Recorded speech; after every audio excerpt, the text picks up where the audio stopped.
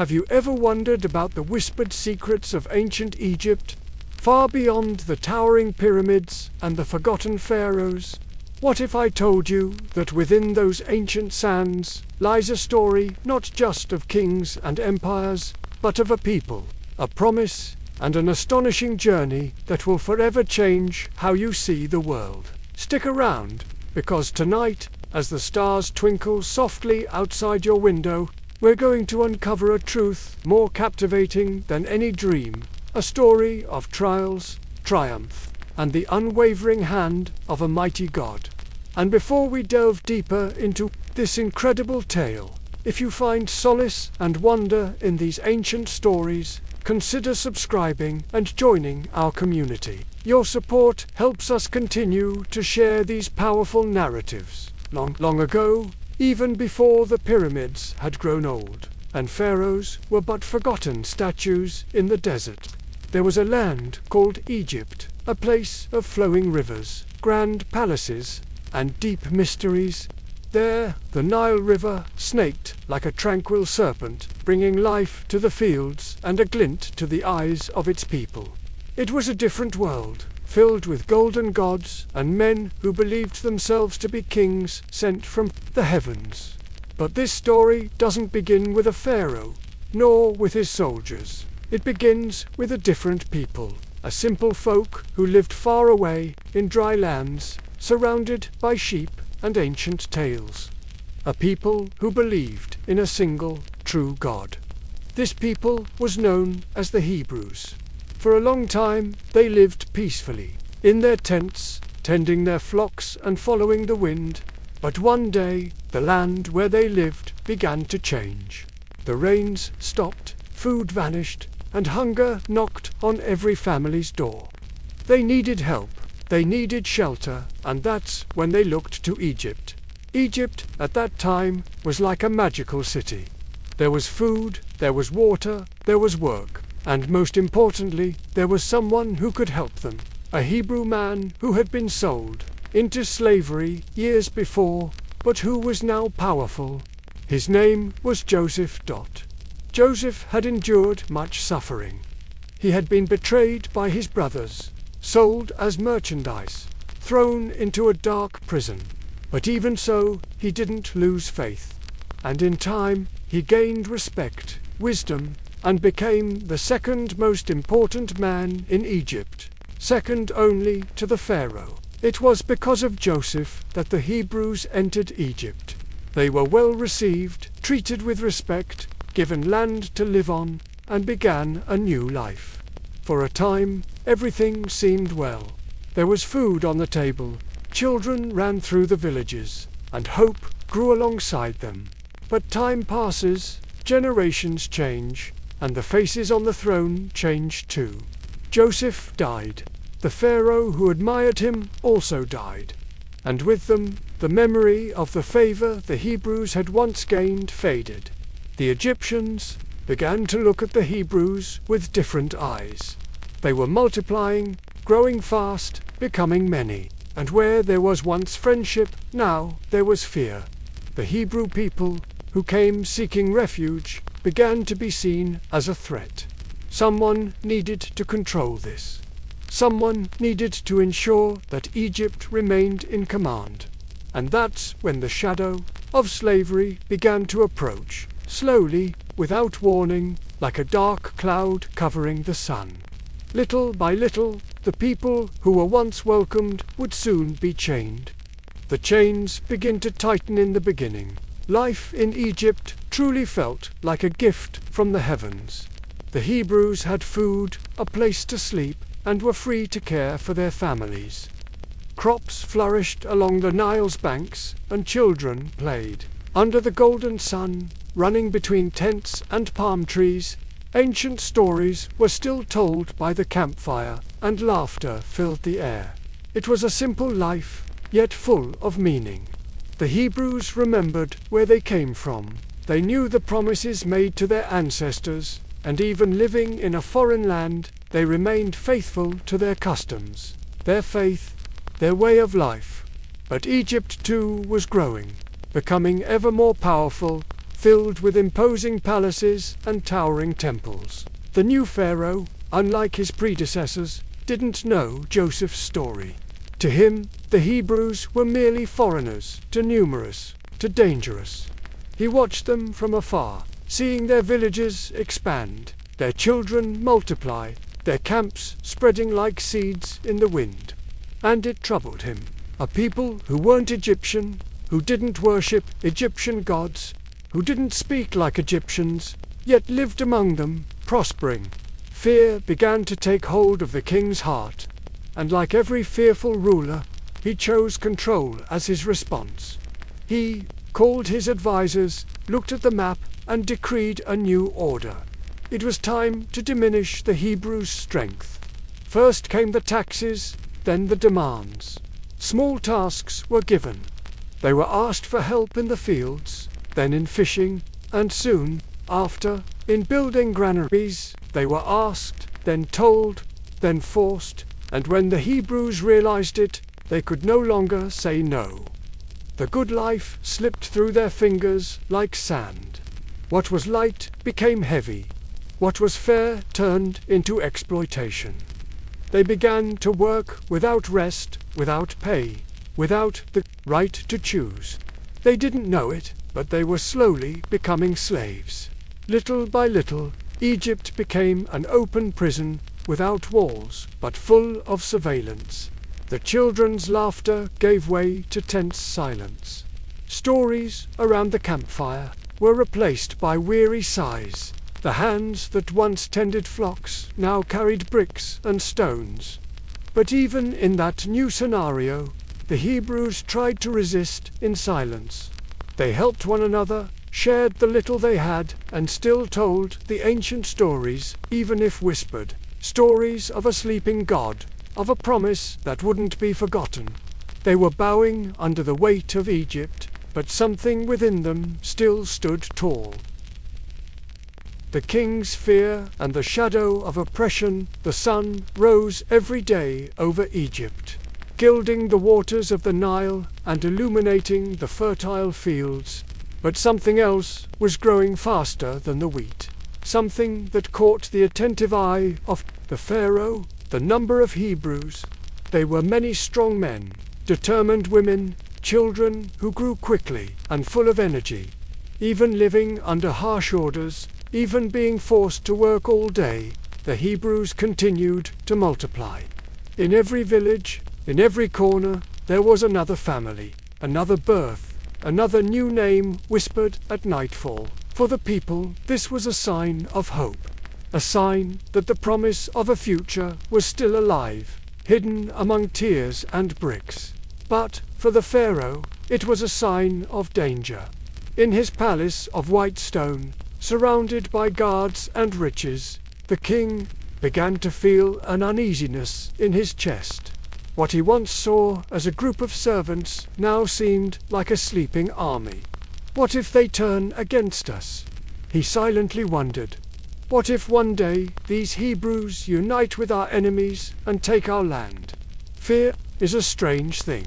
Sometimes it starts small, like a whisper, but when fed, it grows and transforms into darkness. And it was this darkness that began to guide the Pharaoh's decisions.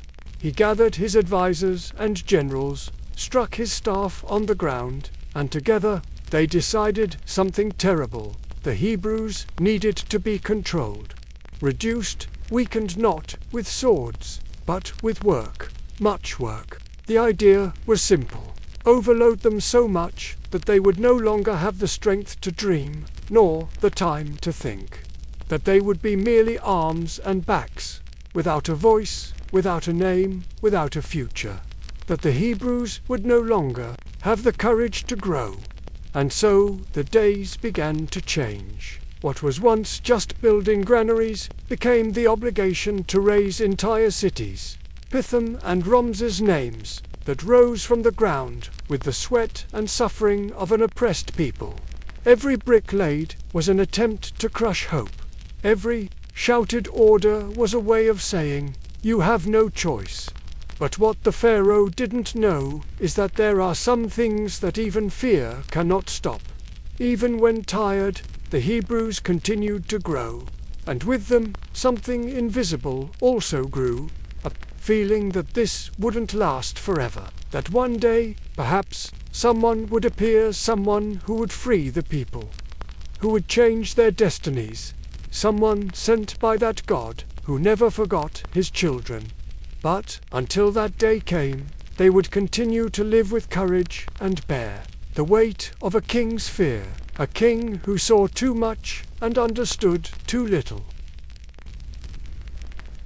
A mother's desperate hope, fear, when it grows too large, ceases to be just a feeling and turns into action. And that's exactly what happened in the Pharaoh's heart. It was no longer enough to exploit the Hebrews.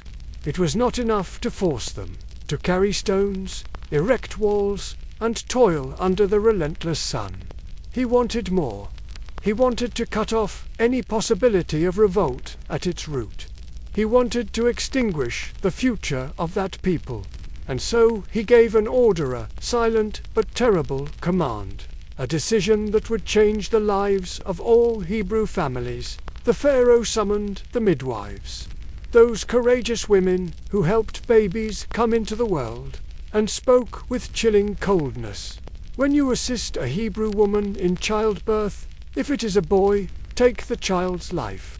But if it is a girl, let her live. Heavy, cold words, laden with fear and cruelty. The king wanted to prevent new warriors from being born. He wanted to stifle the people's strength before it could grow.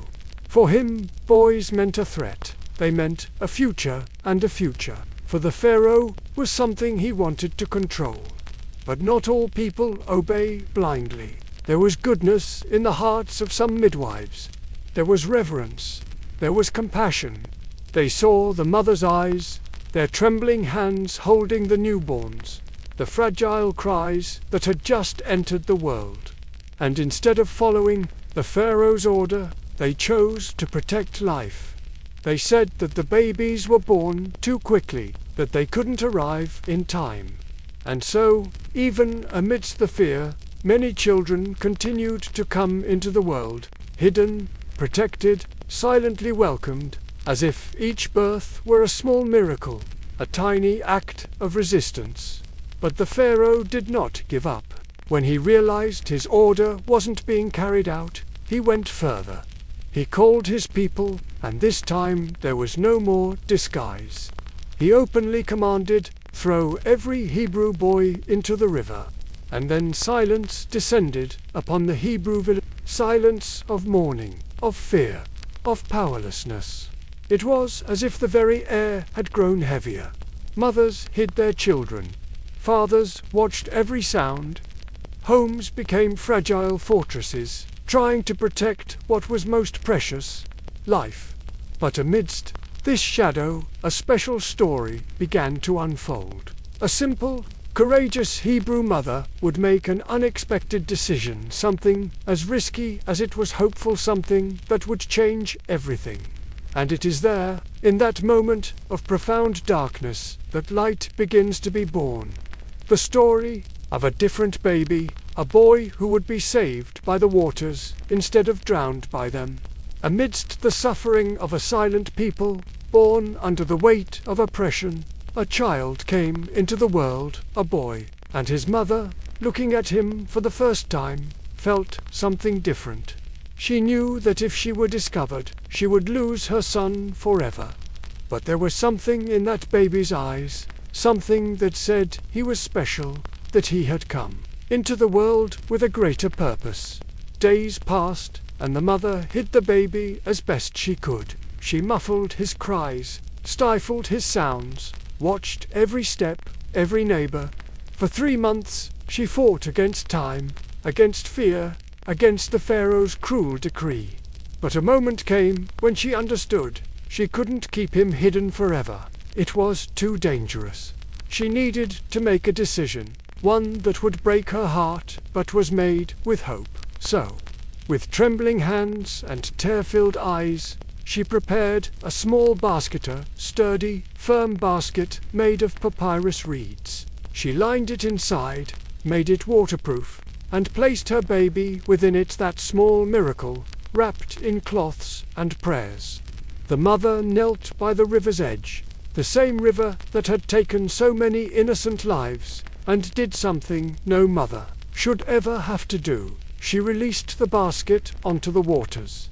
She entrusted it to the Nile, which, so often a symbol of life for Egypt, now became a path of destiny for a Hebrew boy. The waters carried the basket slowly, cradling it as if by invisible arms. And from a distance, hidden among the reeds, the baby's older sister followed the small, improvised boat with watchful eyes. The Prince of Egypt and a fateful encounter. Meanwhile, on the other side of the story, there was a princess, the daughter of the Pharaoh himself, someone who lived amidst silks and gold, with servants at her disposal. That morning, she went to the river to bathe as usual. But on that particular day, something different caught her attention. A small basket floating among the reeds. Curious, she asked one of her servants to retrieve it for her. And when she opened the basket, there he was, the Hebrew baby, with wide open eyes and a cry caught in his throat. In that moment, something within the princess changed. She saw not just a child, she saw innocence, she saw life, she saw a chance to do something good. Even as the daughter of a cruel king, she decided she would raise the boy as her own son. She would protect him, give him a name, and his name was Moses, meaning drawn from the waters, a simple name that carried a powerful story. Because that baby, who should have been overcome by fear and death, was saved by the hands of destiny and by the very waters that were meant to destroy him. While all this unfolded, the baby's sister, who had followed everything from afar, approached with wisdom. She suggested to the princess a Hebrew wet nurse to care for the baby. The princess accepted, and like a silent miracle, Moses returned to his mother's arms, now protected, now safe, for a time at least.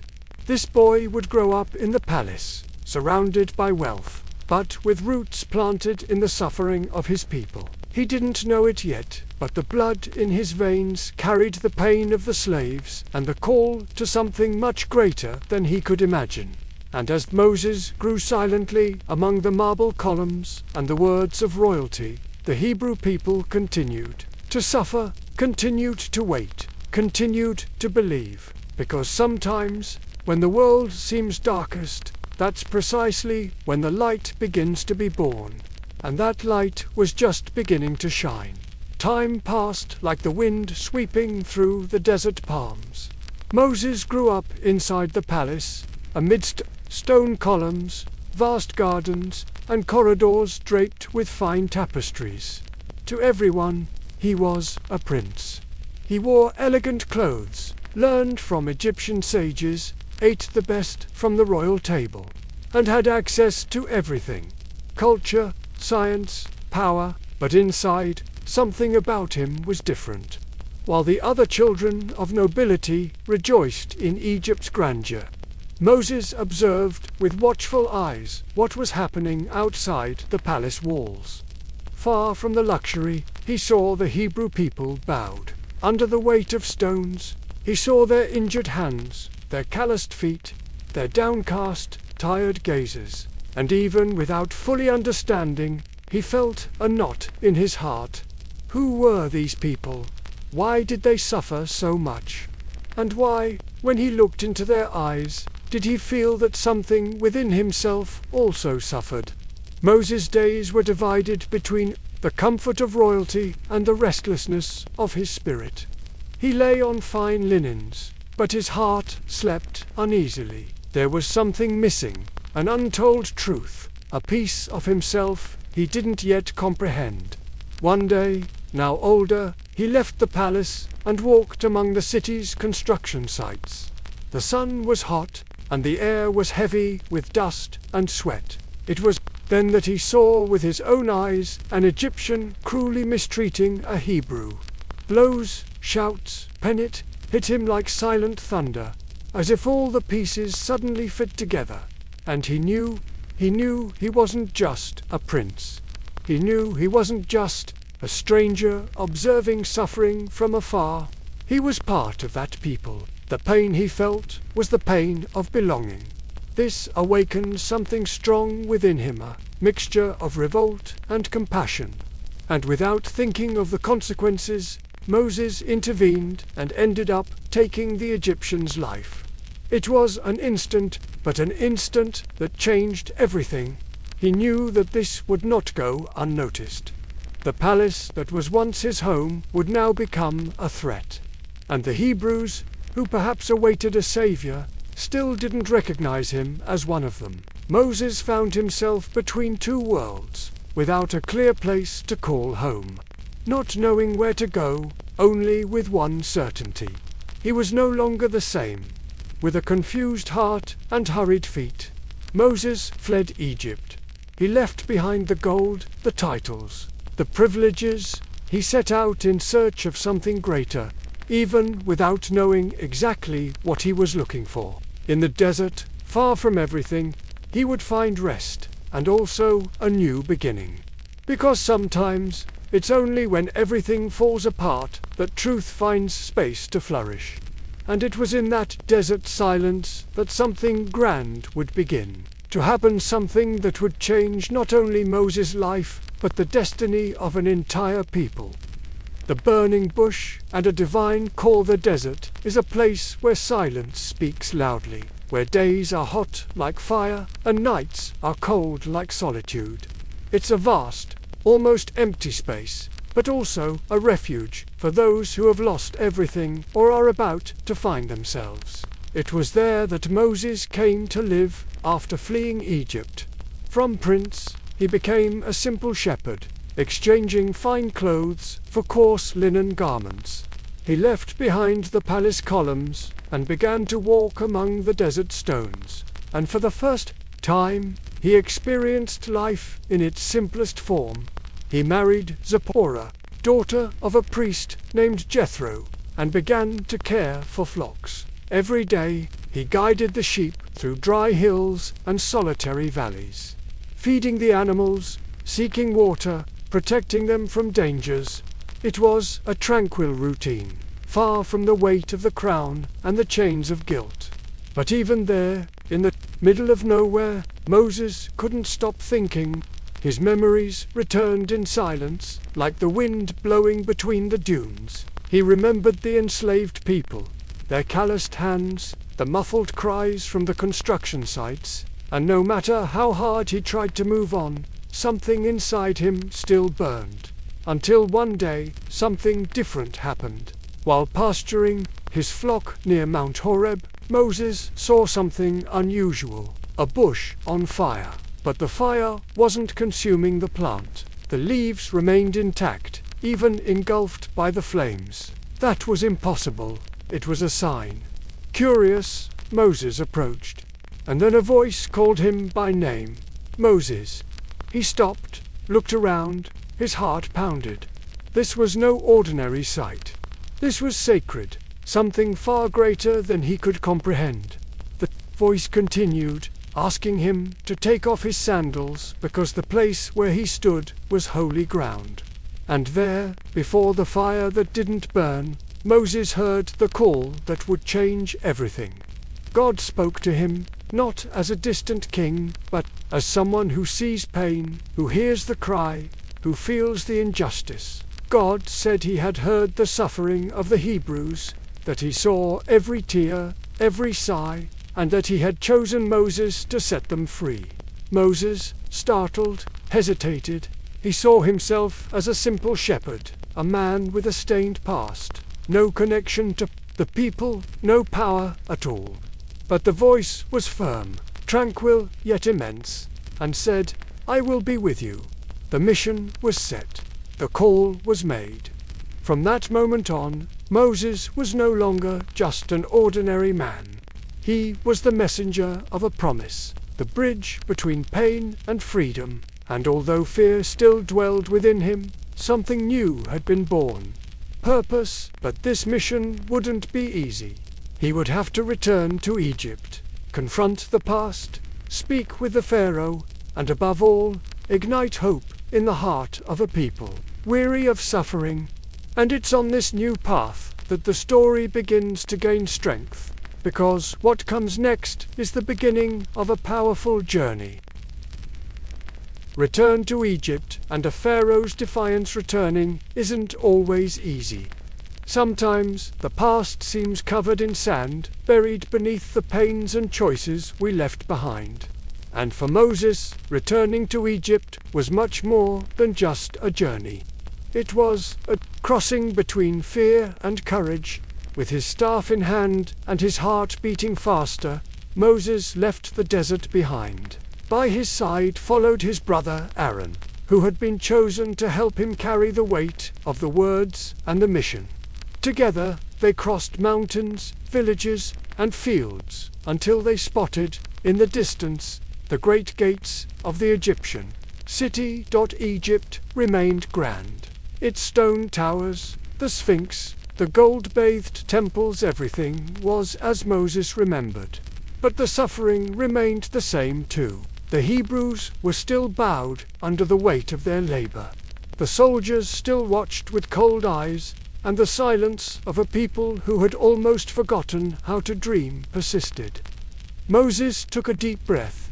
His destiny called him. Standing before the palace gates, he was no longer the prince he once was. He was older, simpler, but something inside him had changed. Now he spoke on behalf of a greater power. He carried no swords or armies, only his faith and the command given to him to free the Hebrew people. When he presented himself before the Pharaoh, the atmosphere grew heavy. The room was vast. The guards watched intently, and the man on the throne looked at him with disdain.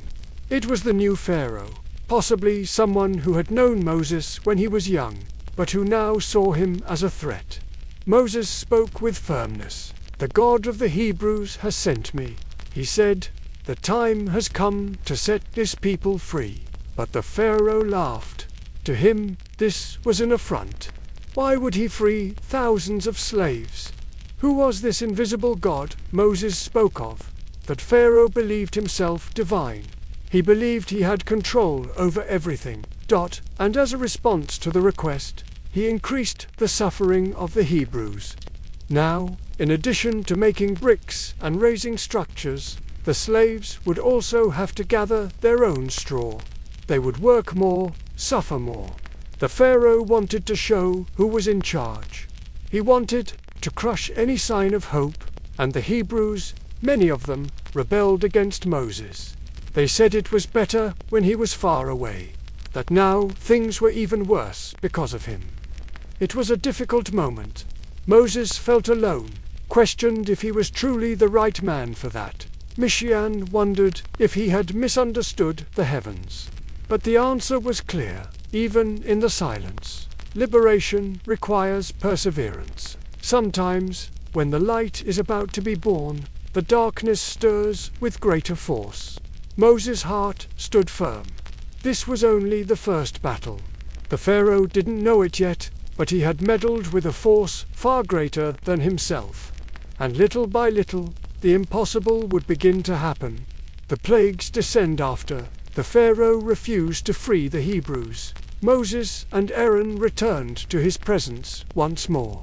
Moses' voice, now firmer, echoed through the hall. If the people were not freed, Egypt would know the power of the God the slaves cried out to. The Pharaoh paid no heed, and then the first plague fell upon Egypt. The waters of the Nile River, which was like a living vein of the country, turned into blood. A thick, dark, silent liquid filled the canals and springs. The fish died, the air grew heavy, and the people had nothing to drink. It was as if the very heart of Egypt had stopped beating. But the Pharaoh resisted.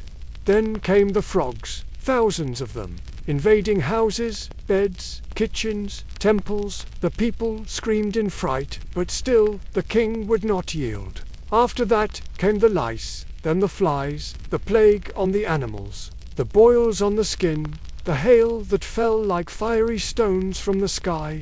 Egypt, once so proud, began to bow before something it could not control. With each new plague, Moses returned to the palace, giving the Pharaoh another chance to free the slaves, and each time the Pharaoh said no, or even said yes for a moment, only to go back on his word immediately after. The Egyptian people began to suffer. Egypt was no longer the same. The fields were destroyed, the animals dead, the people covered in fear and uncertainty, but even so, the Pharaoh's heart remained like stone. Some said it was pride, others fear of losing his throne.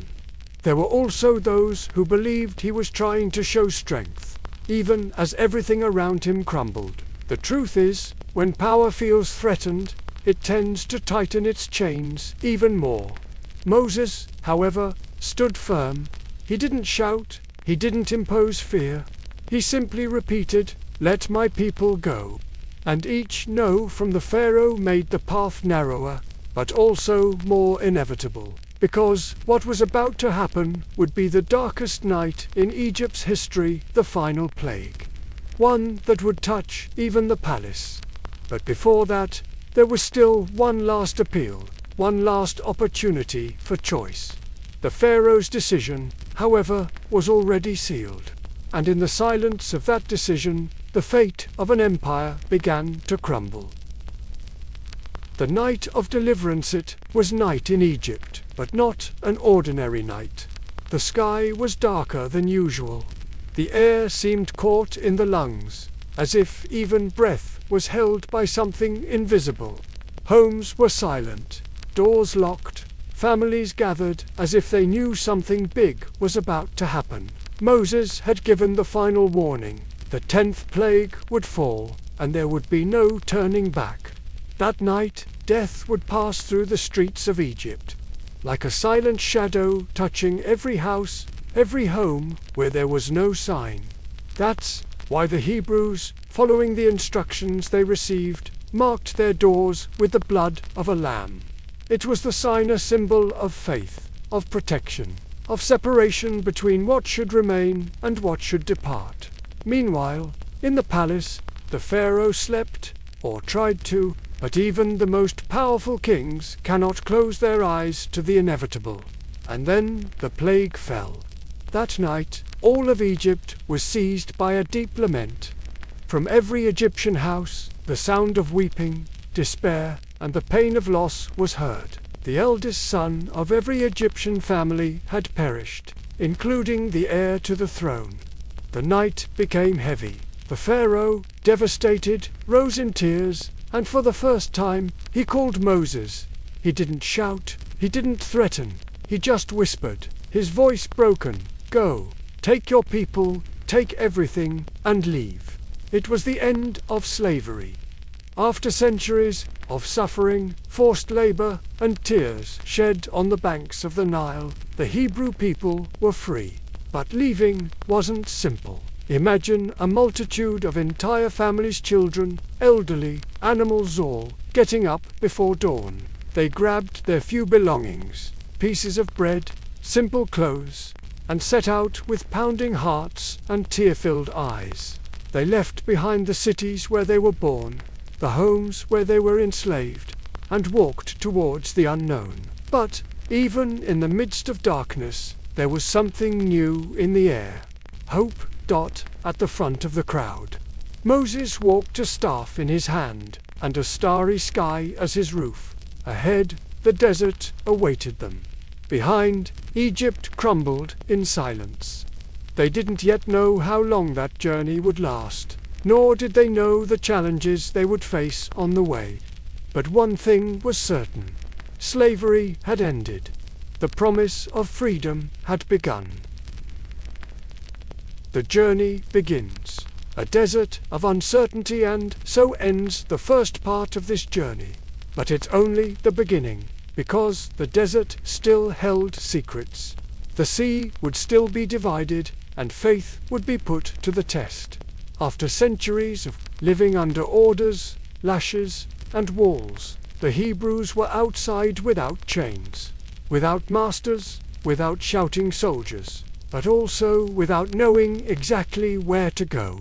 Imagine this scene: thousands of people standing, their eyes still marked by the weariness of the escape, looking at the empty horizon. Children ran back and forth, not quite understanding. The elders walked slowly, leaning on staffs. Some carried pots, others animals. Some simply carried the memory of pain. The desert ahead was vast and frightening. There were no houses, no shade, no paths, just sand, rocks, and silence. A silence so profound that some even missed the sounds of Egypt. The sound of wheels, hammers, the footsteps of soldiers. Egypt was cruel, but it was known. The desert was new, unexplored, full of mysteries. And it was on this first day that many began to realize freedom is beautiful, but it also weighs heavily, because now no one told them what to do. There were no more schedules or whips, but there was also no direction. It was at this moment that Moses stepped forward, staff in hand. He walked, looking at the sky, and during the day, a cloud guided them, a cloud unlike any other. It seemed to know where to go. At night, when everything grew dark and the desert wind chilled their skin, it was a pillar of fire that lit the way. It was as if God was saying, "Follow me, I am here." Some cried on that first day, not from fear or pain, but from relief. Because, for the first time, they could breathe without hurry. For the first time, no one pushed them, no one told them to be quiet. Others, however, already began to wonder, what now? Where will we sleep? What will we eat? What if the Pharaoh changes his mind? The questions were many, the answers few. But there was something that shone at the bottom of every eye: hope. The desert wouldn't be easy. There would still be trials, hunger, thirst, doubts. But on that first day, even with the heat, the dust, and the uncertainty, their hearts beat differently. It was the heart of a people who, even with fear, were ready to walk. And so, with slow steps and eyes on the horizon, the Hebrews began the most significant crossing of their lives, a crossing that was not only over land, but within themselves, a journey of external and internal liberation. The Red Sea, a path through the impossible. The desert heat intensified, but the sky was still clear, and the Hebrews kept moving, one step at a time, sometimes in silence, sometimes in prayer. Each footprint in the sand was a reminder they were walking towards a new destiny. But as God's people advanced, something dark and cold stirred within the walls of Egypt. In the royal palace, the silence that had settled after the last plague began to give way to unrest. The Pharaoh, who claimed to be a god among men, sat alone, surrounded by stone columns and silent guards. He looked at the throne, but something was amiss. The throne was there, but the power wasn't. The cities were empty of slaves, the fields abandoned, the constructions halted, and for the first time, Egypt truly felt the weight of the absence of the people it once considered expendable. A counselor approached, speaking in whispers. Then came another, and another. All said the same thing in different words. "Pharaoh, how did we let this happen?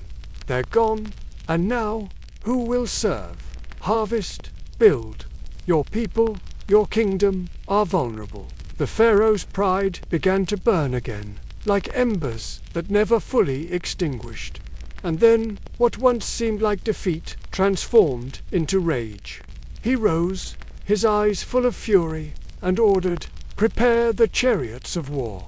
Gather the best horsemen. We're bringing them back." It was as if Egypt wanted to erase what had happened, to pretend that freedom never existed. As if it wanted to prove that the Pharaoh still had control. 600 chariots of war were prepared, strong horses, determined, soldiers, sharp spears. The ground of Egypt once again trembled, not from plagues, but from the force of the army, and dust rose as the pursuit began. Meanwhile, the Hebrews continued their journey. They didn't know that behind them a storm was brewing. The desert was vast, but the sounds of galloping horses cut through the silence like knives. Soon, the first murmurs arose among the people. We're being followed. What's happening? They're coming after us. Fear began to grow. Some looked at Moses, waiting for answers. Others looked to the sky, hoping for a sign. And there were those who already thought of turning back. At least, there we knew what to expect. They murmured, but Moses stood firm. He looked at the people, then at the horizon, and said, "Do not be afraid. Stand firm, and you will see the deliverance the Lord will bring you today." Behind them, dust; ahead, an immense sea. It was as if the desert had led them to the end of the line, as if there was nowhere to flee. But at that moment, when all seemed lost, the impossible was about to happen. The people were surrounded. On one side, the hot, endless desert; on the other, an army approaching with fury. And ahead, the immense, calm, deep sea, the kind of sea that holds mysteries in its waters. The waves rolled back and forth, as if mocking the anguish of that tired people. No one knew how to swim. No one had boats, and the sound of the Pharaoh's horses grew louder and louder. It was a moment of doubt, of that silence that precedes despair. Some Hebrews began to cry. Others screamed. Many asked Moses why he had brought them out of Egypt if they were all now to die there. Mothers clutched their children close. Men looked at each other, not daring to run, for there was nowhere to flee. Moses stood there, firm before the sea. The sand touched his feet. The wind blew strongly. He looked to the sky and waited. And then the unexpected happened. A voice within him, a feeling, a silent command. He raised his staff, stretched his arm towards the water, and the sea began to stir.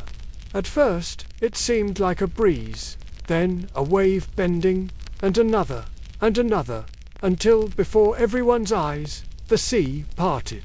Yes, it parted, as if invisible. Hands were separating the water in half, creating a road on the ocean floor. On one side, a wall of water. On the other, another wall. In the middle, dry land.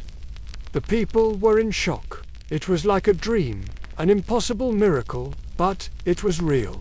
They could see it, feel the wind, touch the ground. "Go," cried Moses, and the people began to cross, one step at a time. In the middle of the sea, the children looked on in wonder. Some pointed to the fish swimming beside the walls of water. Others walked quickly, afraid that everything would collapse at any moment. But there was something magical there. That path was safe. It was as if the sea was obeying the will of heaven. The last Hebrew stepped onto the other side. The Pharaoh's army entered the open sea with their chariots, spears, and shouts. They thought they could even conquer the miracle. But the time of the miracle doesn't belong to man. Moses turned to the sea. With the same staff, he raised his arms, and just as the sea had opened, it closed. The water crashed down with force. With a roar that echoed like thunder, the army was lost. The dust turned into foam, the shouts faded, and the Hebrew people on the other side watched in silence. They had been saved, not by strength, but by faith. Some fell to their knees. Others simply cried, looking at the calm sea once again. There was no more danger, no more oppressors. The sea had carried away the past, and before them there was only the future. In that moment, the people sang for the first time. They sang freely, a song of gratitude, a song of victory, a song that said without words, We are alive, we are free. But the desert wasn't over yet. The sea had closed, but the journey had only just begun. Water from the rock, sustenance in the wilderness. After the miracle at the sea, the days seemed to promise peace. The people moved forward, their feet touching a new, free, though dry and unknown land. But freedom itself isn't easy. It demands patience and faith. And that's when the true desert began. Not the desert you see, but the one you feel inside. Crossing the sea had been frightening, but quick. Now, time began to weigh heavily, along with thirst. The days were long, the sun merciless. There wasn't enough shade, and even with all the emotion of having escaped Egypt, their bodies began to complain. The songs of victory slowly quieted. The exhaustion, once overcome by the euphoria of freedom, now pressed upon their chests. And the question came, as it always does, what about water? They searched for springs, dug in the sand, waited for rain but nothing. Mouths dried, lips cracked, children cried, animals staggered. And the people began to remember Egypt, not with love, but with longing. At least there we had water. Did Moses bring us here to die of thirst? What kind of freedom is this that leaves us weaker every day? The murmuring grew like a hot wind among the makeshift tents. Moses felt the weight of every gaze. Even though he had been the instrument of the miracle, he was now seen as the culprit. He looked to the sky once more and prayed in silence.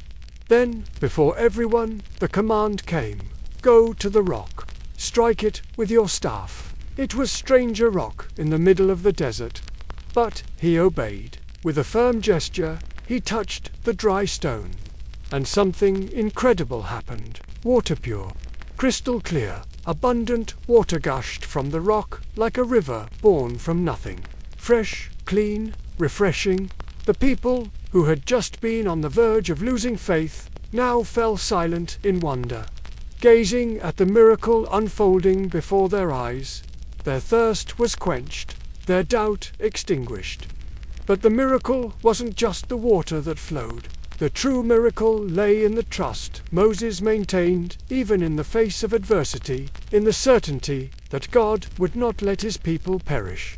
And for those who remembered Egypt, this was another sign that they were on a different journey.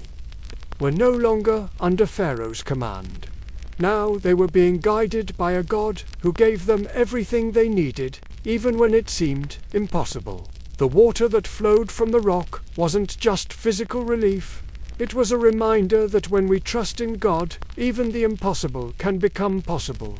And every sip of that water, as the people gathered around the rock, was a reminder that the journey wasn't over yet. There was still much to go. But above all, there was the promise that no matter how arid the path, God would always provide. Manna from heaven, daily bread, daily trust. After the water came the hunger. In the silence of the desert, stomachs began to rumble louder. Days passed, and the provisions brought from Egypt had run out. The smell of baked bread, the spices, the fruits of fertile lands all were left behind. Now the Hebrews walked across dunes and stones with dry eyes and empty bellies. The elders remembered the abundance, however bitter, of Egyptian pots, and once again doubt arose. Why did we leave there? Is freedom worth the price of hunger? Would it have been better to die as slaves than free and starving? The murmuring grew like sand carried by the wind. Moses listened to all this in silence and waited. That very day, as evening fell, something different happened. A sweet smell filled the air, and in the morning, the desert ground was covered by a thin, delicate white layer, as if the sky had poured flakes of light upon the earth. It was manna light, mysterious bread that appeared every day before the sun grew too hot. It could be eaten raw, cooked, ground, and its taste was like sweet honey. a gentle comfort to those who had lost hope. But there was a rule: collect only what was needed for the day, no more, no less. Little by little, each family gathered the right amount, and everyone had enough. No one went hungry, and no one had too much. It was both food and a lesson. Some, suspicious, tried to save it for the next day, and what was left over spoiled, rotted, and grew worms. Because manna wasn't just food, it was dependence. It was as if heaven was saying, I will take care of you, but I want you to trust me every day. The bread from heaven couldn't be stored. They had to wake up, leave their tents, and seek it again every morning. And so, day after day, the people were fed, even when murmuring, even when doubting. Because divine care doesn't depend on human perfection, but on the promise made by a God who does not fail. The desert remained difficult, but with water from the rock and bread from heaven, the Hebrews were learning that even when everything seems absent, care is present. The cloud and the fire, a constant presence during the day. The sun was like an invisible enemy, shining high without mercy. The sand burned their feet. The air seemed to weigh on their shoulders, and every step in the desert was a challenge. But there was something different in the sky. Something the Hebrews had never seen while enslaved in Egypt. A great cloud. It wasn't like ordinary clouds. It didn't bring rain or thunder. It was a presence. This cloud moved ahead of the people, as if it had a life of its own. When it moved, the people walked. When it stopped, everyone knew it was time to rest. It was like a silent sign, a living compass, a constant reminder that they were not alone. Beneath it, the desert heat became more bearable. It was shade in the midst of scarcity, relief in the midst of suffering. And when night fell, the transformation was even more impressive. In place of the cloud, a pillar of fire appeared, a fire that didn't burn the people, but lit the way. In the desert, where darkness is total and the cold bites, that fire was like an embrace. Its light cut through the fear of the night, protected, warmed, guided. It was impossible not to notice. Wherever they were, that fire shone high, like a beacon in the midst of solitude. It didn't matter if they were in doubt, tired, or lost. Fire was there. The presence was constant, visible, concrete. But even so, the people forgot. In time, the cloud became common. The fire, repetitive and routine, can dull the enchantment of what is sacred. Many began to worry more about the arrival time, about tomorrow's hunger, about longing for the past, than about the presence that guided them. They didn't know it, but that cloud and that fire were more than signs. They were companions, they were protection, they were visible promises that God walked with them. Even when the path seemed meaningless and in the moments when the people prepared for another difficult day. They only needed to look up, and there was the cloud. In the silence of dawn, with the sounds of the desert asleep, they only needed to look up, and the fire still burned. This presence taught them every day that answers don't always come in words. Sometimes they come in the form of shadow, other times of light, but they always come. The desert wasn't just a place of passage. It was a field of learning, and every step behind the cloud, every night illuminated by the fire, formed a new people. People who were beginning to stop being slaves, who were slowly learning what it meant to trust. Even without understanding everything, even with fear, hunger, or thirst, the people were guided, and that was enough. The weight of weariness and lingering doubts, there were days when hope seemed to get lost among the grains of sand. The people walked in silence, smiles became rare. Conversations, once lively with promises of a new land, were now muttered, tired, dragged. Children cried less, not because they were happy, But because the exhaustion was so great, there was no strength left. Their feet were covered in dust, full of cracks.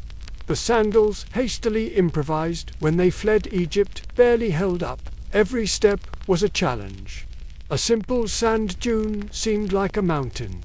A dry branch on the path became an obstacle. Their whole body ached, but what weighed most was something unseen: despair. Some stopped and looked back. They wanted to return, not out of longing, but out of exhaustion. Because sometimes familiar suffering seems easier than an uncertain future. They knew what Egypt was. They knew the burden of the tasks, the orders of the overseers, the taste of bitter bread. But there, in the desert, they didn't know what to expect tomorrow. How much farther? Was the destination worth this journey? Were they truly going somewhere? Every day, Moses walked among the people, observing their expressions, listening to their laments. He knew that leading was more than giving orders. It was also feeling what others felt. And in silence, he prayed, seeking strength where no one else could see, because even he, chosen by God, also tired and felt fear. But even when everything seemed too heavy, something would happen. Sometimes it was a light breeze in the midst of the heat. Sometimes it was a more beautiful sunrise, with colors that painted the sky like a silent promise. Sometimes it was a song that someone began to sing, and others joined in. Small miracles that renewed the strength to continue. And this was what sustained the Hebrews.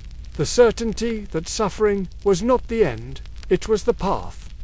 Because true freedom isn't just escaping chains, it's learning to walk even when everything hurts. It's moving forward even without knowing exactly where it will lead. They were learning not the easy way, but the deepest way. Every day in the desert made them more than survivors. It made them a people who fell but got up, and even with aching feet, bodies pleading for rest, and heavy hearts, the sun rose, and they continued, step by step, towards the promised land. Even without seeing it yet, the desert's silence and the birth of trusting the desert, the silence, was deafening. There were no soldiers, no walls, no chains on their feet. But there were no walls or clear direction, either only sand, a sea of sand, and that vast, distant sky that seemed to observe everything in silence, offering no answers. Nights were long, the sounds of animals, the strong winds, eyes always watchful in the dark. Everything seemed threatening. Every rustle could be a predator. Every shadow could hide danger. Fears grew. Many thought death would come there, in the middle of nowhere, not as punishment, as in Egypt, but from abandonment. The fear of being forgotten, the fear that God had changed his mind, the fear that Moses was wrong. It was easy to trust when the sea parted. It was hard to keep believing when all you saw was sand and sky. There were sick children, tired elders, pregnant women, men with scarred backs. And fear took root in weary minds, not the fear of the whip, but the fear of the invisible. Because in the desert, the enemies didn't wear armor. They were doubts, uncertainties. It was time itself, passing slowly, leaving room to overthink. Some still whispered among themselves, "Is God really guiding us? Does Moses know where he's going? What if we die here, and no one ever knows we were in this place?" But it was in this desert silence that faith began to take shape. Little by little, the people began to realize that fear wasn't a sign of weakness. It was part of the journey. And perhaps God was using the silence to teach them to truly listen. Because those who have lived under the clatter of chains need to learn to listen with their hearts. In Egypt, they obeyed out of fear. In the desert, they were learning to trust, even without hearing a voice. Fear didn't disappear, but it wasn't the same. It transformed from fear of the end to respect for the mystery. And in the midst of the emptiness, they began to understand something simple and profound. Whoever survives the silence of the desert is ready to hear promises greater than any human voice can speak. The allure of the past and the lessons of the desert. Not every cry comes from physical pain. Sometimes what weighs heaviest is longing, and strangely enough, even familiar pain can leave distorted memories. That's what began to happen in the hearts of the Hebrews. They had escaped Egypt in haste, with fear, with hope. They had crossed the sea that parted before their eyes. They had been guided by a cloud by day and a fire by night. But the desert was harsh, and freedom sometimes seemed crueler than slavery. The food was the same every day. The landscape didn't change, the heat burned, the cold bit at night, and doubts returned like persistent winds blowing within their minds. It was then that many began to grumble. They didn't shout, but they complained, and the complaints were always similar. In Egypt, at least we had meat. We had onions, garlic, various breads. There, we knew what to expect. Here, we don't even know where we're going. It was as if their suffering had been forgotten, and the harsh routine of Egypt gained a false shine in their memories. They forgot the chains, forgot the punishments, the relentless work, the hidden tears, and remembered the food. Because sometimes the stomach speaks louder than the soul. Moses heard all this in silence. He knew the people were tired, but he also knew that the longing for Egypt wasn't real. It was just a reflection of insecurity. It was like a prisoner who, upon leaving their cell, misses the wall that protected them from the unknown. The desert was a school, and they were still in the early days of class. Freedom demands more than just desire. It demands responsibility, faith, patience, and not everyone was ready for that. The longing for Egypt was like a trap of the mind, a selective memory that ignored the screams and remembered the spices. But what God wanted to give them was something much greater, their own land, a life with dignity, an eternal inheritance. But for that, the people needed to learn to live as children, not as slaves who just follow orders. That's why, even with the complaints, the journey didn't stop. And every step in the desert was another chance to mature. Because Egypt was the past, but what was to come was infinitely better. Even if they couldn't see it yet. Leaving Egypt behind, a change of mindset. They had left Egypt behind, but Egypt still lived inside them. The chains were no longer on their wrists or ankles, the soldiers no longer shouted orders, and the walls of slavery were left behind, swallowed by the sea. But their thoughts, those were still trapped. Because to be free isn't just about leaving a place, it's about leaving a mindset, and that takes time. For generations, the Hebrews had been treated as property. They lived in fear, ate when permitted, slept where commanded, and thought only of the present, of what was needed to survive. No one taught them to dream. No one encouraged them to plan.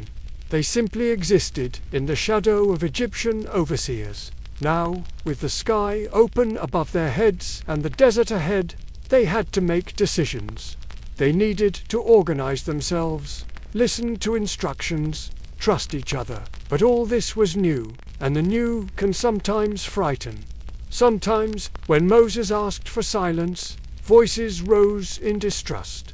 When God asked for faith, they demanded proof.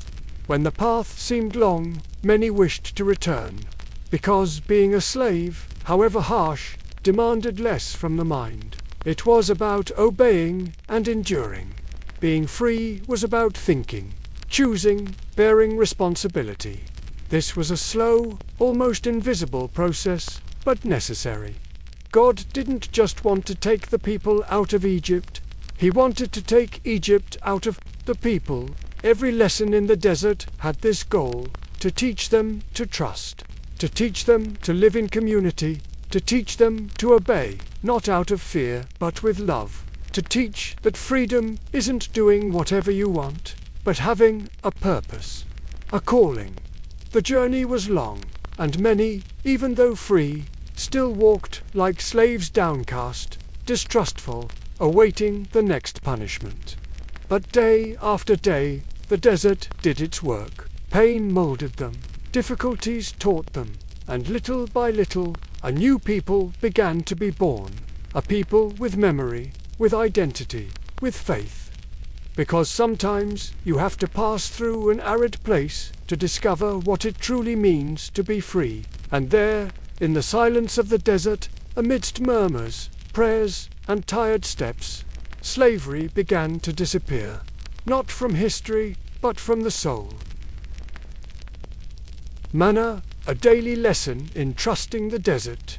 When stomachs began to rumble and supplies ran out, restlessness gripped the people. Fear returned, disguised as weakness. Strong men bent low. Children cried softly. Mothers tried to hide their anguish with sweet words, but their eyes betrayed their worry. There was no market, no harvest, just the heat by day and the cold by night, and always the sand. It was, at this moment, at the height of their need, that the impossible happened. Early in the morning, when the light still timidly touched the ground, they saw something different. The ground seemed covered by a kind of dew, but there was something more, a thin, delicate layer, like tiny white flakes. It was soft, light, and dissolved in the hand when touched. They called Moses, asking what it was. He looked, smiled with tired eyes, and said, "It is the bread which the Lord has given you to eat." And that simple moment became a miracle. They called it manna, meaning, "What is this?" It was sweet, nourishing, appearing every morning as if heaven personally cared for them. They could eat as much as they wanted, but only what was needed for the day. If they tried to save it, it spoiled. It was a food that taught trust, a daily lesson in faith. And for years, that mysterious bread fell from the sky, without fail, without shortage. Some still complained, saying they were tired of eating the same thing every day. But deep down, they knew that food was living proof that they were not alone, because the desert was harsh, but heaven was attentive. Every morning, when they saw the ground covered with that silent gift, it was as if God was saying, "I see you, I haven't forgotten. Continue, your destiny is still ahead." The miracle of manna wasn't just about satisfying hunger. It was about learning to trust even when nothing seemed certain. It was about realizing that even in the middle of nowhere, something can be born. Guided by cloud and fire, God's visible presence during the day, a cloud accompanied them. It was immense, dense, like a living shadow. As the sun burned high, it moved slowly ahead of them, protecting their fragile bodies from the relentless heat. When the cloud stopped, the people stopped. When it advanced, they marched together. At night, the sky transformed. Darkness enveloped everything, and the cold bit their skin. But there it was, the column of fire, luminous, bright. It not only lit the way, but warmed the camps, as if saying, "You are not alone, even now." It was like this, with these two signs, the cloud and the fire, that God showed his constant presence. He didn't speak every day. He didn't send miracles at every step, but he made himself visibly present. For the elders, it was comforting. For the young, a mystery. For the children, almost a magical tale. The sky is walking with us, they whispered before falling asleep, watching the flames dance in the dark. And it was true. This people, who for centuries had walked as slaves, without rights to anything, were now guided directly by the Creator of the universe, a God who did not abandon them to the Pharaoh's hands, and who would not leave them alone in the immensity of the desert. There were days when the cloud stopped for a long time without explanation. The people set up camp and waited in silence. And even when nothing seemed to be happening, the divine presence was still there. Other times, the cloud rose at dawn. Everyone woke up in a hurry, dismantling tents, packing everything, ready to continue. The direction came from above, and the people learned to obey, not out of fear, but out of trust. Because being guided by God is this, knowing that even without understanding the wise, He sees further than we do. The cloud and the fire were not just signs, they were companionship. They were reminders that in the middle of nowhere, someone still cares, someone still guides, someone still loves. And that certainty calmed the people's tired hearts. Water once more, a test of faith. The desert is relentless. Thirst, there isn't just discomfort. It's a silent enemy that slowly infiltrates, weakening body and mind. And that's how it was at the height of the heat, when the people of Israel began to feel that the end was nearer than hope. There was no more shade, no more manna. The water, which everyone knew was essential for survival, had run out. And, as if the desert wasn't hard enough, murmuring quickly spread among the caravans. Complaints in every tent, trembling voices filled with despair. "Moses, why did you bring us here to die of thirst? In Egypt, at least we had water. Has God abandoned us?" They looked around and saw only the immensity of nothing, no green, no springs, no rivers, but Moses, with a tired face and eyes fixed on the horizon, knew that despite the complaints, there was something stronger than despair, God's promise. And it was then that God spoke to Moses, and the command was clear: strike the rock, and water will come out of it. Moses, without hesitation, did as he was told. With his staff, he touched the dry rock, and something incredible happened. Pure and abundant water gushed from the rock, like a river born from nothing, fresh, clean, refreshing. The people, who had just been about to lose faith, now fell silent, marveling at the miracle unfolding before their eyes. Their thirst was quenched, their doubt extinguished. But the miracle wasn't just the water that flowed. The true miracle was in the trust Moses maintained even in the face of adversity, in the certainty that God would not let his people perish. And for those who remembered Egypt, this was another sign that they were on a different journey.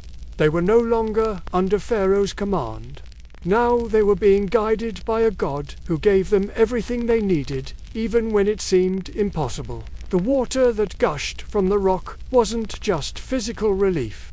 It was a reminder that when we trust in God, even the impossible can become possible. And every sip of that water, as the people gathered round the rock, was a reminder that the journey wasn't over yet. There was still much to go, but above all, there was the promise that no matter how arid the path, God would always provide.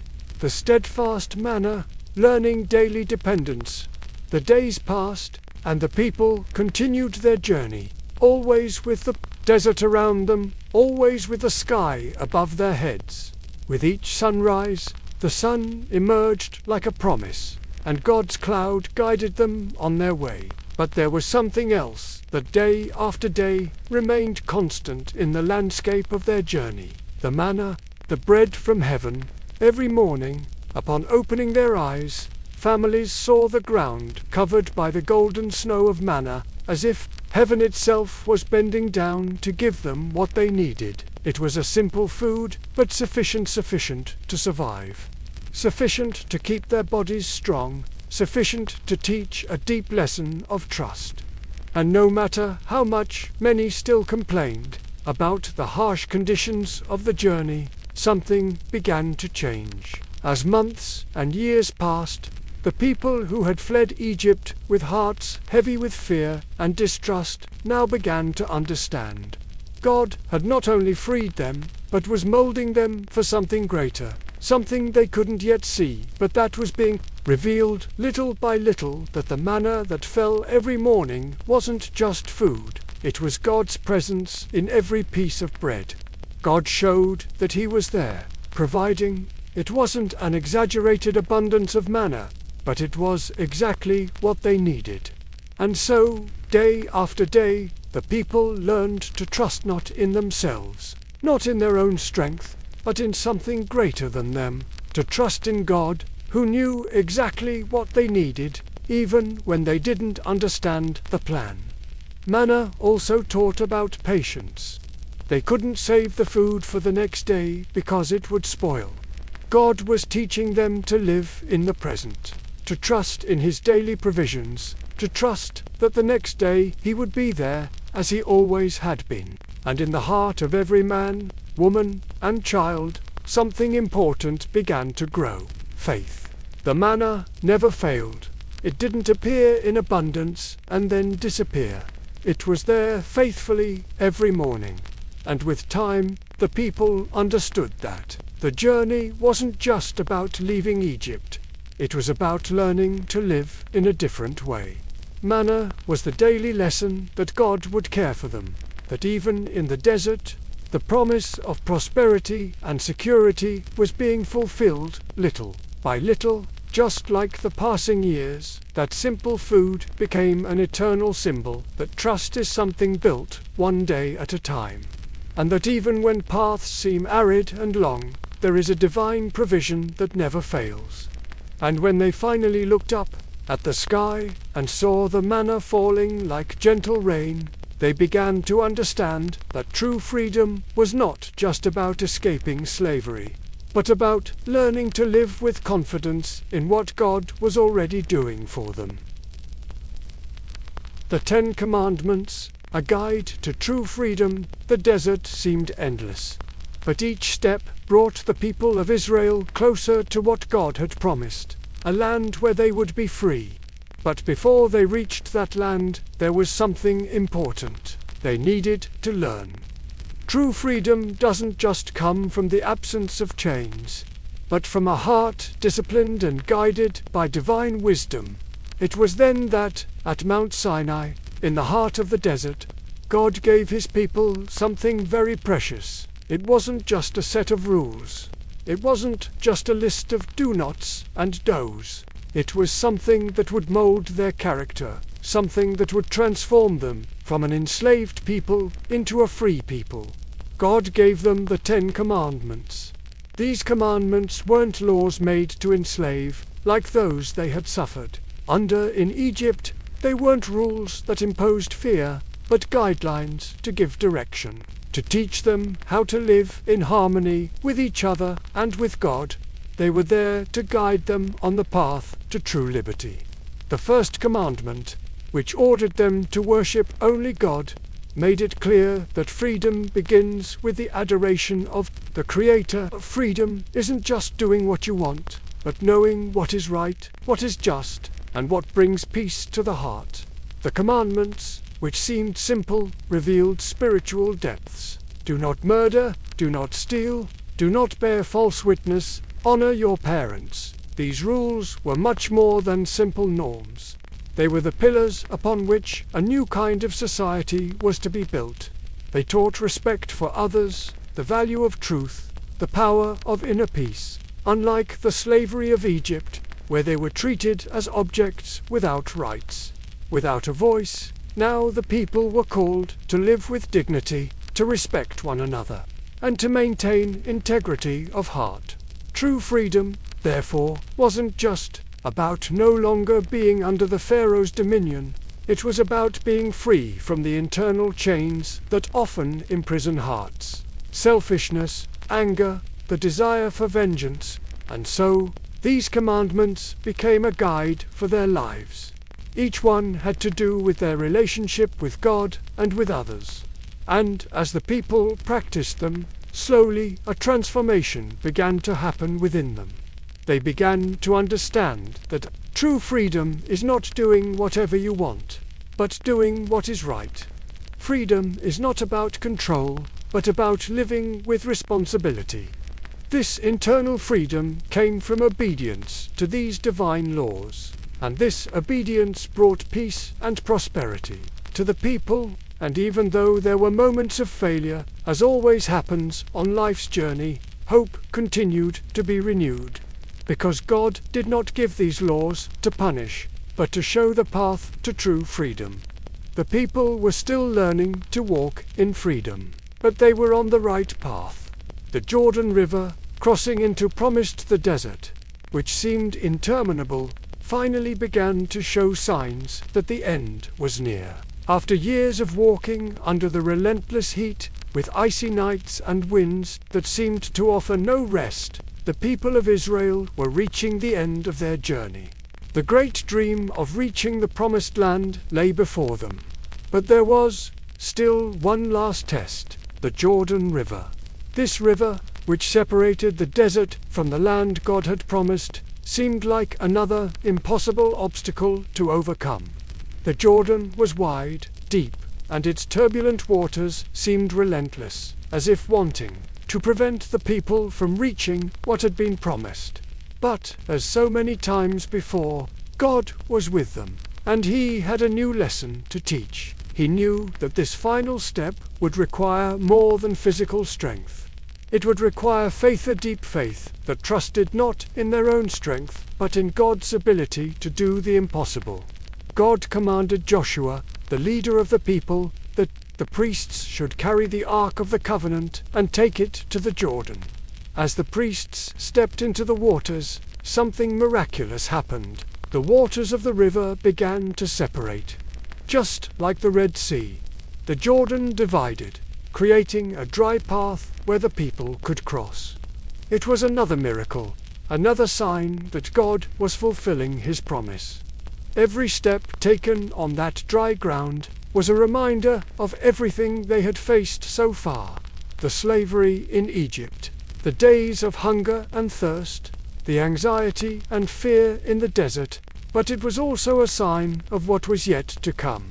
The promised land was not just a reward, but the beginning of something new. It was the moment of true fulfillment of liberation, not just physical, but spiritual. And as the last people crossed the Jordan, many looked back. The desert was already distant, but the memories of their struggles were still fresh. The people knew that what they were achieving was something that would define them forever. It wasn't just a place, it was a new identity. They were being freed from the desert, but they were also being transformed into a nation. And this meant more than just the possession of a land.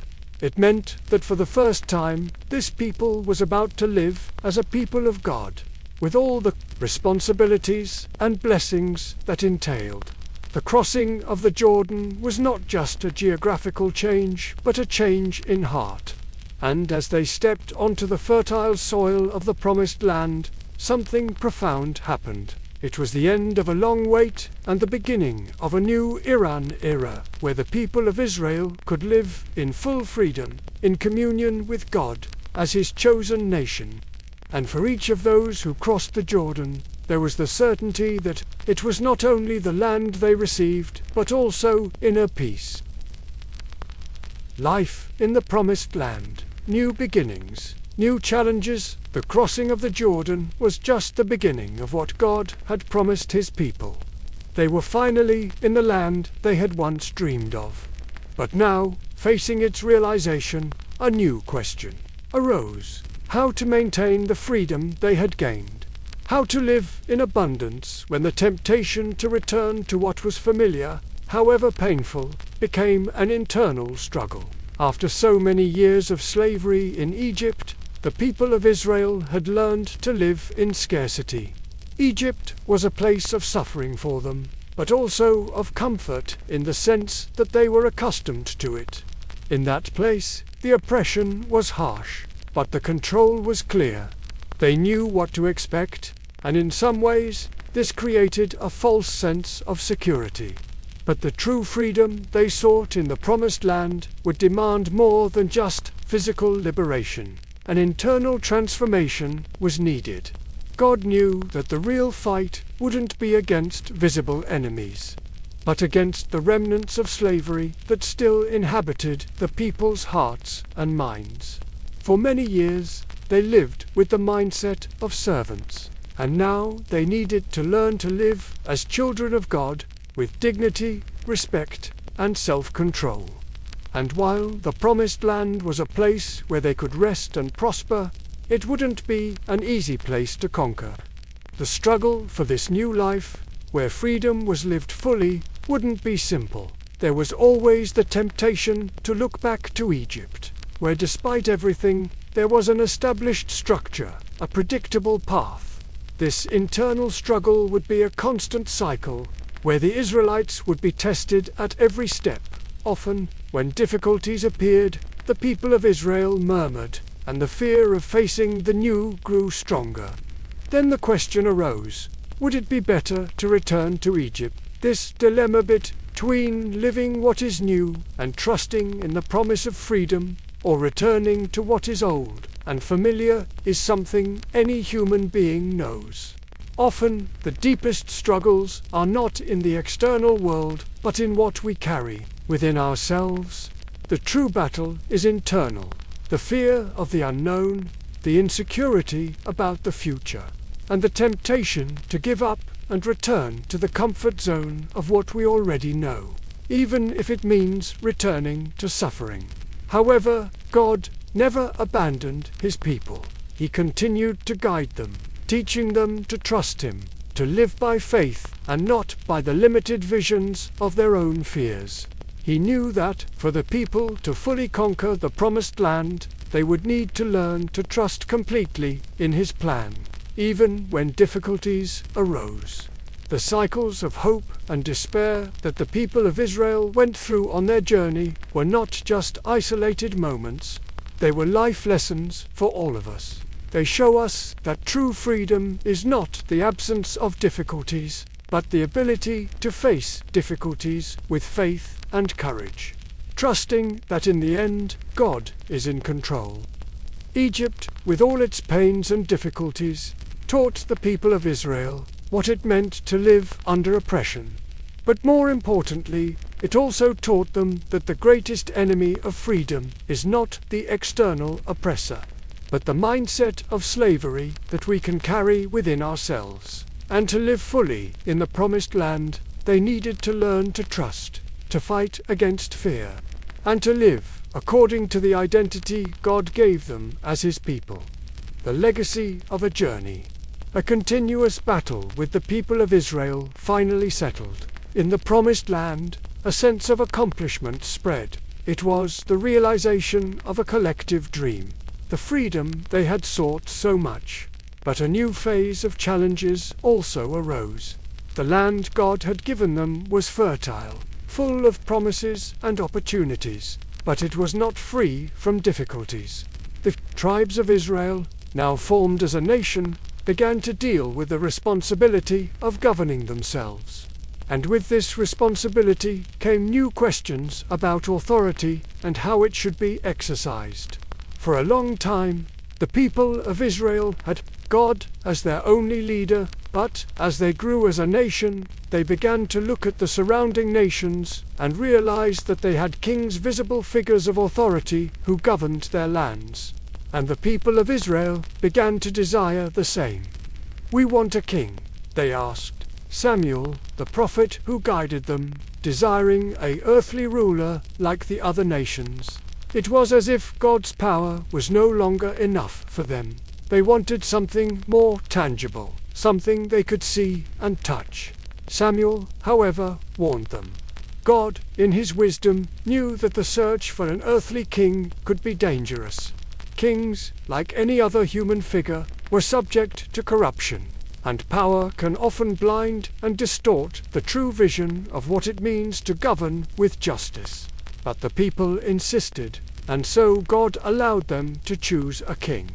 The chosen one was Saul, a man impressive in appearance and abilities, but whose errors began to appear when power started to mold him in a dangerous way. King Saul, who initially seemed so promising, began to drift away from God's direction. In his attempt to maintain power and control over the nation, He disobeyed divine instructions and made decisions that harmed the people. Power and pride began to corrupt his vision, causing him to lose focus on what it meant to be a leader according to God's heart. Saul, in seeking to please himself and others, lost the ability to hear and obey God. And so, what was a blessing from God transformed into a trap for his own downfall. The incessant pursuit of power began to affect his leadership and, even more importantly, his relationship with God. This teaches us a profound lesson. Power, when not guided by divine wisdom and humility, can blind us. It can lead us to make wrong decisions, to ignore God's voice, and to lose the true vision of what it means to serve others. King Saul lost his spiritual vision as his heart filled with pride and selfishness. He forgot the greater purpose of his authority to serve the people and follow God's will. And no matter how well he started, power ended up distorting his true mission. Thus, Saul's reign teaches us that power is not something to be sought for its own sake. It is not about dominating or controlling, but about serving with wisdom and justice. When power is used for selfish ends, it can easily lead to destruction, not only of the ruler, but of everyone around him. God then showed the people of Israel that the true king, the one who would rule with justice and truth, was not a man like Saul, but someone after his own heart.